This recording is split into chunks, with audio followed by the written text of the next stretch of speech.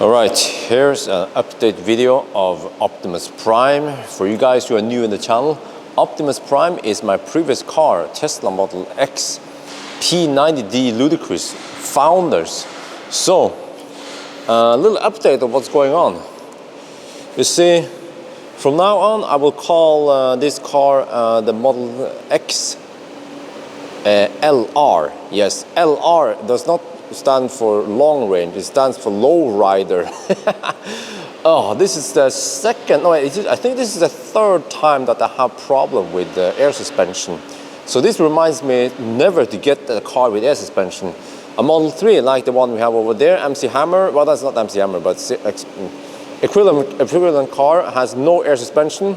There's a problem with air suspension, and you see last time it happened there was a leakage. It was in the back. I remember the back was kind of low like this. Now the front is just dangerously low. I try to turn the wheel, it turns, but there's almost no, there's almost no gap here, you know. So just have to be super careful when I turn the car and go over bumps or whatever. But I ask service center, I have an appointment already tomorrow. The good thing is that the wait time at the service center around Oslo is just less than a week nowadays. But I have to be really careful when I drive it over to Rud. We are in Ibsen garage now in Oslo downtown, and we have to drive it about 20 something kilometers. So I'm gonna drive it. Yes, it's my baby, Optimus Prime. And there's also another issue I have to fix, which is that here, this button, again, you know, about what stuff that can break on a Model X. Why is it not working? Okay, you see here, this button is broken.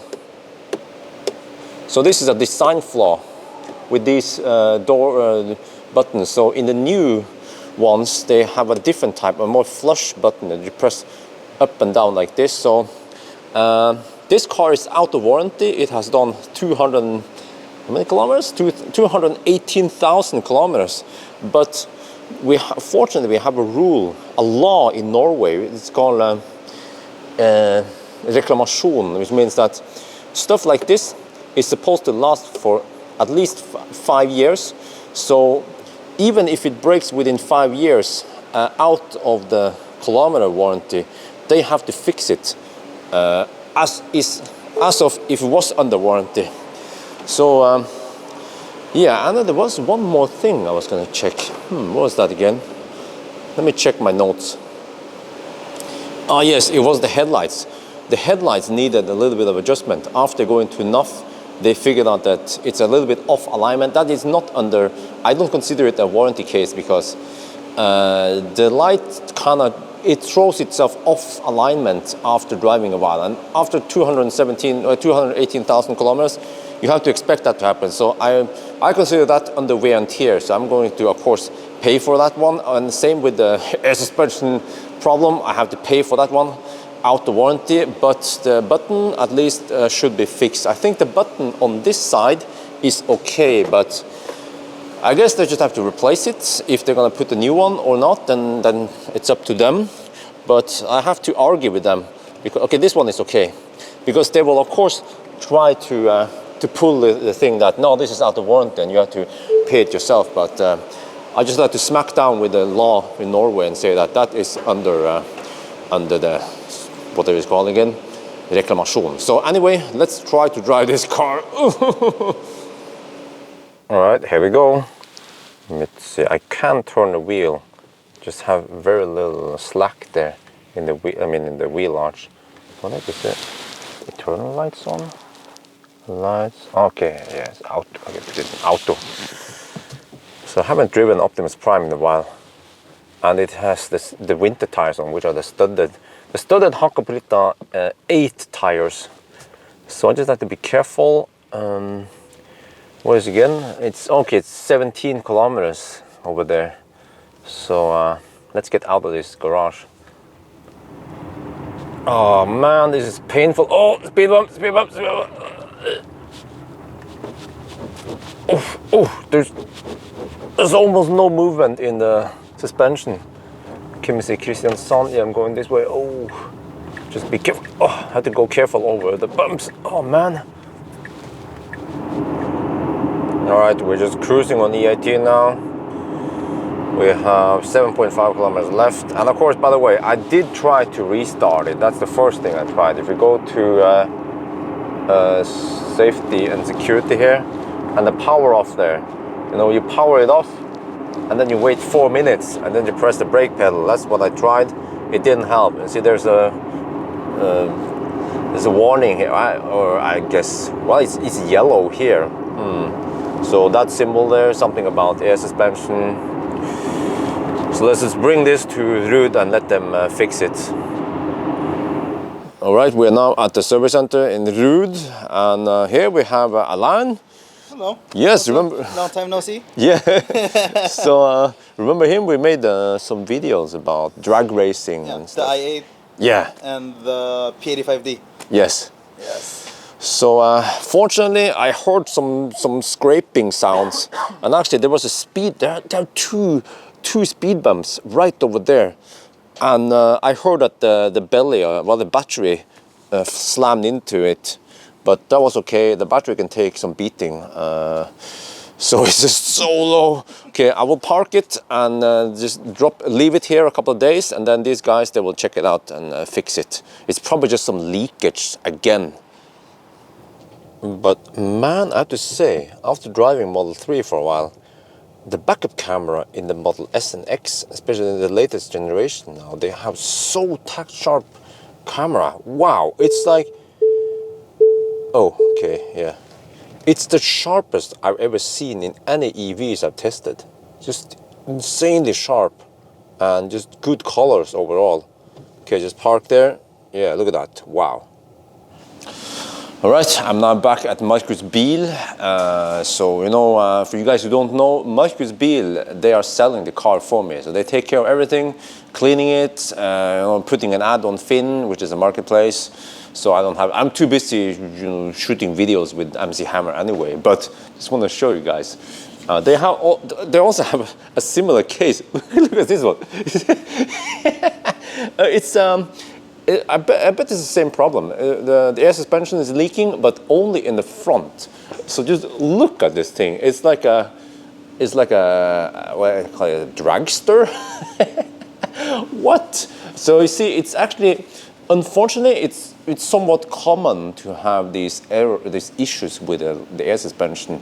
So you see in the front versus in the back. So the back is supposedly in very high, and the front is, I don't know, low rider. Wow, and let me see, I think it's the same on the other side. You can check it out. So I guess they also have to take it to the service center eventually and get it fixed. Wow, so same here on this side. Yeah. All right, it's been a couple of days now, and I just picked up Optimus Prime at the service center in Rud, and then I drove here. It's just 1 kilometer away. And you know, during the repair process, Tesla, they needed my approval because they said that the air suspension might need some repair that will cost 1,000 NOK, which is about 100 euros. Or it could be that it will cost 37,000 NOK, 3,700 euros. I was like, what? And they say it could just be a leakage again, or they might have to replace the front dampers. I will show you what they did. So, see it nice and shiny, and if you look under here, kind of there, that looks like brand spanking new dampers. They are brand new, so they replaced both of the front suspension, and I don't think this one has the Raven dampers, do they? We can look at the part number maybe. There's a sticker there that will probably eventually fall off. Let's see if I can see anything. Oh, sorry guys. Kind of hard to spot. And I don't remember what the Raven dampers look like. But for example, if you look in the back, you will see that the back should be more worn down and dirty. So both the front suspension has been replaced. So this is really expensive shit. Fortunately, I have some leftover referral credits I can spend. So, but wow, look at that. Yes, branch banking new suspension. So we still don't know, was this a cause of wear and tear, because the car, after all, has done 218,000 kilometers. Was it a result of the off-roading? Hard to tell, but off-roading shouldn't destroy the suspension like that. And they did a wheel, they did a slight adjustment, and supposedly this button here has been replaced now under warranty, or what they call it, reclamation. This one here. Oh, what? Huh? What? Whoa! They replaced them with a new generation. Well, that's good, because there was a fault. I mean, there was a design flaw with the old generation that broke, but the new one, you know, doesn't break. It's just like this. So wow, this there is. You know, you can say that there is almost none left from the original Optimus Prime now. So okay, so they are actually compatible. That's interesting. So I have that one now, the latest generation button. That's good. But why am I here at the Pit Stop Beer Player? Because I will make another video next week, maybe. I'm not sure when. They have a specialist here who can fix leather damage.